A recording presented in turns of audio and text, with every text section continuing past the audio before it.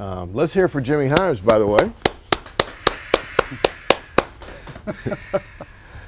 Chris was telling me that you have brothers that are rocket scientists and something like that. Like, Yeah. they've done well. Tell me about your brothers. My oldest brother, Buddy, worked at NASA. He started there in like 1966, and he is a rocket scientist. And he worked there for many, many years, and he never made a B in his life. Everything was a straight A. All right. So then the next brother made one B in his life, and that was in tennis in college, because the teacher said he didn't hold the tennis racket right. So he gave him a B. It's the only B he ever made. And he has his own, he just retired, but he has his own software computer service that he started and built. So he was in the computers. Unfortunately, what happened, and I've got another brother that's been in a band for 30 or 40 years. Oh, wow. So he's very talented musician. And unfortunately, what happened in our gene pool, my oldest brother was the smartest, then the next smartest, and by the time, Howland, they got to me, the gene pool had been dried up. There wasn't a whole lot left there. But yeah, my older brothers and sisters were did very well academically and with their professions. Did your mother get to see your success? Yeah, she did. Was she proud of you? Yeah, she was. Yeah. Do you feel like you know, your goal was to be a really good son? Did you make it? Yeah, I think so.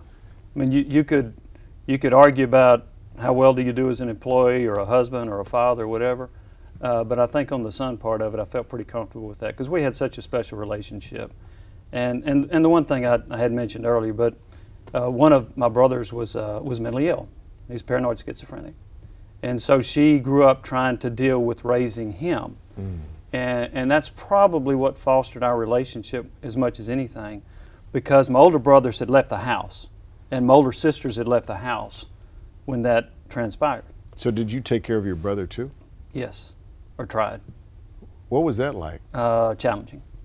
It was challenging because people that have mental illness in many occasions will take out their frustrations on their parent, and he did.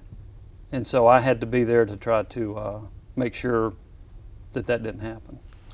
You love your brother? Yes. How do you do that? How do you reconcile that? Protecting her from, not him, the mental illness that's driving him, but then at the same time trying to love and take care of him and work around the mental illness that is interrupting that. You reconcile by recognition. And I recognize it's not his fault. He didn't ask to have a chemical imbalance. He didn't ask to have all these things. Look, it was tough on him. He was in and out of mental institutes, tried to take his life a few times. It was tough for him. And so I understood that. Now, he had more to do with me and my development as an athlete than anybody. Whether it was playing football, basketball, baseball, Really? anything, ping pong in the backyard, he helped me in that regard a lot. But when this manifested, he actually went to the Marines. When he came back, this manifested. And it was hard to deal with that, because when I started having to deal with it, I was 13. And so you're trying to handle your brother who's going through a very difficult time, and then trying to make sure that your mother is protected.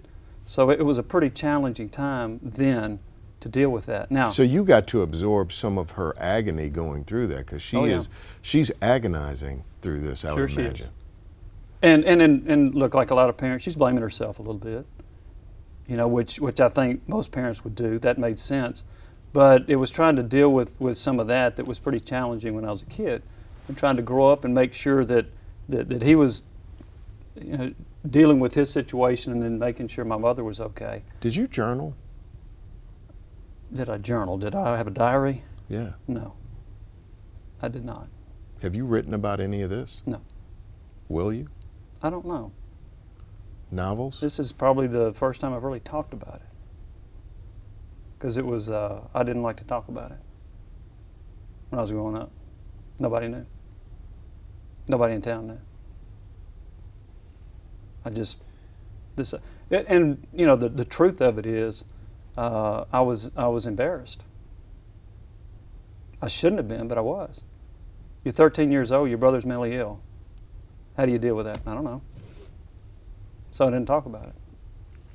My best friends didn't know. Just never said a word. And that's where I was talking about the relationship with my mother was so special because we you dealt had with a it covenant to deal with that, Mm-hmm. but also keep it tucked away. Yeah. Man. Now, if I had it to do again, if I had a mulligan, I don't think I'd have kept it to myself. I think I'd have probably relied on some other people. Because there were some times when I struggled and people recognized it. And I remember a coach coming over to my house saying, "What's wrong?" And I said, "There's nothing I can't handle." And I wouldn't tell him. I had a couple of coaches that did that. And it was my deal and my mother's deal. We were going to work this out. And we did, to the best of our ability. But it's probably not healthy to keep that in. I did. And looking back, I wish I had. One of my older brothers, it was kind of interesting. The oldest brother that I'm closest to, he's the guy that I play golf with all the time. We were on a golf trip in 1997, and he asked me about it. And I told him. In 1997. Which he didn't know? No. Oh, he knew my brother was mentally ill. He didn't know what was going on because he wasn't there. He didn't know all the stuff. One of my other brothers told him about it. And he said, "Why didn't you tell me? Why didn't you tell me?" Because this is 1997. This other thing's going on from 1969 to 1977. So it was 20 years later when he asked me, and I told him. And he said, "Why didn't you tell me?" I said, I don't know. You know, I wish I probably should have, but this is going to be something that I was going to deal with my mother. And so we did. Now, one reason I didn't tell him, he was married, he was living out of town, he had his family, he was raising his kids. You deal with that. You know, I'll deal with this. That was my mindset. How did that affect you, though? Well, it affected me a lot. It's the hardest years I've ever dealt with in trying to just living life. Is he's not alive? He passed away. He died of a heart attack in 2004. So, and then your mother passed away in 07? 07. Mm-hmm. Yeah. But it was a difficult time. I didn't tell anybody. I didn't go out and do stuff because I felt like I needed to be at home. And so this was kind of just a burden, and I thought, you know, I need to deal with this. And so that's what I did without telling anybody. Not only was there a covenant between me and my mother, it's the closest I've ever felt to Jesus because I prayed every day. Help me get through this. What was the prayer? Basically that, help me get through this. Help me with my mother, help me with my brother, help me get through this deal. Because it was a hard time. Did he? Oh, yeah. I mean, I felt a lot of strength from that. I felt a lot of strength from my mother, too. So how did it change you as a man and as a father and as a husband? Compassion. I chair a golf tournament right now, and the person that's involved with it is autistic. I'm able to recognize situations like that and understand them and have compassion for them. You know, and probably more so than others that haven't been through it. You know, because it's not easy. You know, and it's but I think it probably toughened me up in a lot of regards. Because like I said, I didn't do anything when I was in high school. I didn't go out. I didn't date. I did nothing. And I just and through college as well, because I felt this calling to try to help my mother. So that's because you used the word special. Mm-hmm. Through the balance of the interview, you said we had a special relationship. Mm-hmm. We had a special relationship, and this is what was special. That's this was right. This covenant to save your brother, Mm-hmm. and this was the covenant that also, I mean, not that you would need this, but it qualified you as the good son. Yeah. But and you know what's funny? She and I never really talked about, okay, this is how we're going to plot this or plan to do this. It just happened. You know, I told her that she said, "Well, aren't you going to this?" I said, I need to be at home. I just need to be at home to make sure there was nothing that would happen between her and my brother. And so, and that went on for a number of years. Would he attack her? Yeah. So you'd have to physically defend her. But then you couldn't send him away.